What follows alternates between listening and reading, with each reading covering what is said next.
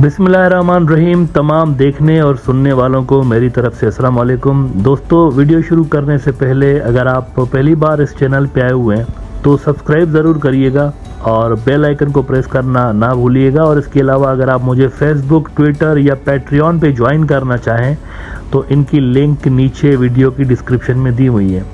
और अगर आप मेरे लिखे हुए बुक्स पढ़ना चाहते हैं तो उसकी भी लिंक नीचे डिस्क्रिप्शन में मौजूद है। हज़ारों साल से इंसान जो जंगें लड़ते चले आ रहे हैं, इन जंगों के अंदर इंफॉर्मेशन का, इंटेलिजेंस का, डेटा का कलीदी रोल रहा है।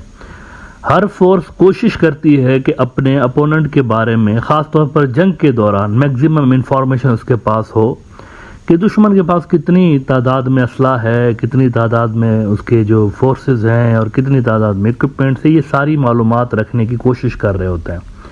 आज के दौर में भी इंटेलिजेंस, डेटा, इंफॉर्मेशन ये जंगों के अंदर सबसे इम्पोर्टेंट होता है।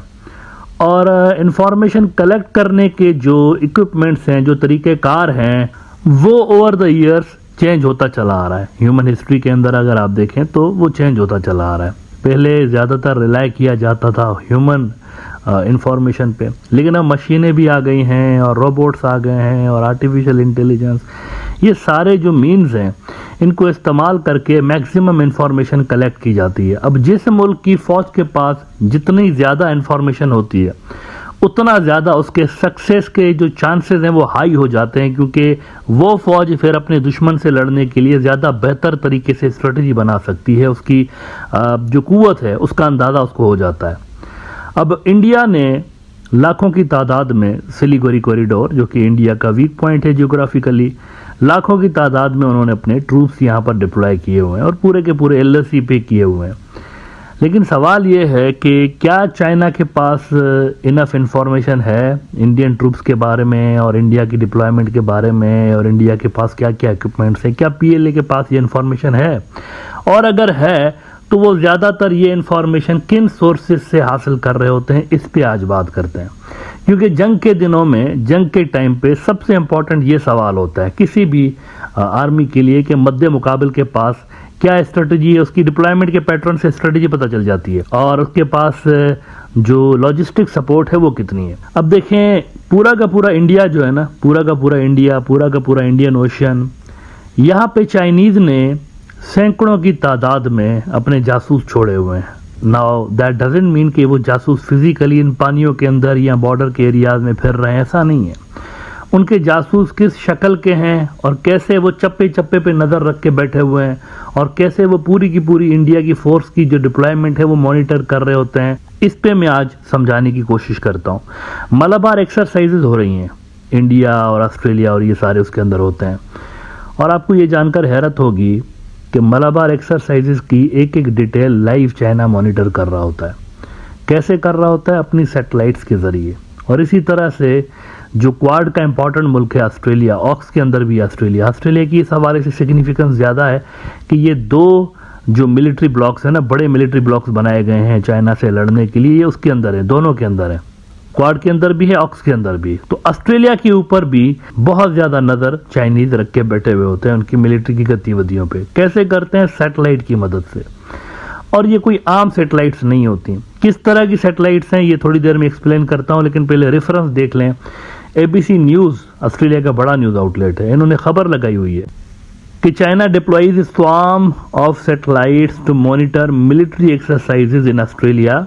Hundreds of Chinese satellites are currently passing over Australia, collecting intelligence on military training activities involving the United States and other regional partners. 3 Chinese geostationary orbit satellites maneuvered into position over northern Australia to monitor July's Talisman Sabre war games. Hundreds of smaller satellites are surveilling exercise Malabar, which involves warships from the US, India and Japan. Experts say Beijing has extraordinary capabilities to gather intelligence on Australian military operations. Swarm satellites, अब ये क्या भला है? ये क्या चीज़ है? आपने swarm drone तो सुने होंगे। स्वार्म ड्रोन वो होते हैं जो कि मतलब मिनिमम या नो ह्यूमन इन्वॉल्वमेंट की ज़रूरत होती है उसके अंदर। वो खुद ही ऑपरेट करते हैं, नेटवर्क बना होता है इनके अंदर। किसी एक अगर ड्रोन को गिरा भी दें तो बाकी जो ड्रोन्स हैं ये आपस में नेटवर्क पूरा का पूरा कम्युनिकेट कर रहा होता है इनका, तो बाकी के जो ड्रोन्स होते हैं वो same function, same target, same objectives हासिल करने की कोशिश कर रहे होते हैं, एक पैटर्न के साथ सारे मिलके उड़ रहे होते हैं। तो इनके बारे में तो आपने सुना होगा ड्रोन्स के बारे में। लेकिन स्वार्म सैटेलाइट्स भी हैं, एक ये भी नया जो है वो टेक्नोलॉजी आई हुई है और इसकी मदद से स्पेस के अंदर से ज़्यादातर मॉनिटर किया जाता है सेंसिटिव इलाकों को, और वो जो एरिया ऑफ इंटरेस्ट होते हैं उनको ज़्यादा मॉनिटर किया जाता है। और ये जो टेक्नोलॉजी है ज़्यादा बेहतर तरीके से इंटेलिजेंस प्रोवाइड कर सकती है। तो चाइना जो है इसके अंदर मास्टर है बड़ा, वो इनको यूज़ करके जिस इलाके की इनको इंफॉर्मेशन चाहिए होती है तो वहाँ पर ये इस तरह की टेक्नोलॉजीज यूज़ करते हैं। अब ये स्वार्म सैटेलाइट्स क्या होती हैं इसके बारे में आपको आइडिया देने के लिए नासा वालों की एक छोटी सी वीडियो है, वो मैं आपको दिखाना चाहूँगा। आपको पता चलेगा कि ये किस तरह की सैटेलाइट्स होती हैं और कैसे ये डिफरेंट हैं बाकी की आम सैटेलाइट से। इसमें ये होता है कि अगर नीचे से एंटी सैटेलाइट वेपन्स के ज़रिए या फिर स्पेस में ही आप कोई वेपन यूज़ करते हुए, काइनेटिक वेपन या कोई और वेपन यूज़ करते हुए अगर आप इसको डिस्ट्रॉय भी कर दें ना एक सैटेलाइट को, तो भी फ़र्क नहीं पड़ता। दूसरे जो सैटेलाइट्स होते हैं इस नेटवर्क के वो फिर उस लॉस को कवर कर देते हैं और ऑब्जेक्टिव जो है वो हासिल होता रहता है। मुस्तकिल उनको जो डेटा है वो नीचे वालों को मिल रहे होते हैं, जो यूज़र्स हैं नीचे उनको मुस्तकिल ये सेंड कर रहे होते हैं डेटा। ये ज़रा देखिए ये स्वार्म सैटेलाइट्स क्या होती हैं और फिर आगे बात करता हूँ। Groups of self-coordinating spacecraft, also known as swarms, will open the door to exciting new opportunities in science and space exploration. NASA's Starlink mission is a key test of the technologies that will make this vision possible. Starlink consists of 4 identical small satellites. With Starlink, the goal is for a swarm to cooperate and work as one, with minimal human intervention. From Earth orbit, automated decision-making systems take the place of ground controllers, performing tasks from determining the relative positions of the spacecraft to planning and executing maneuvers.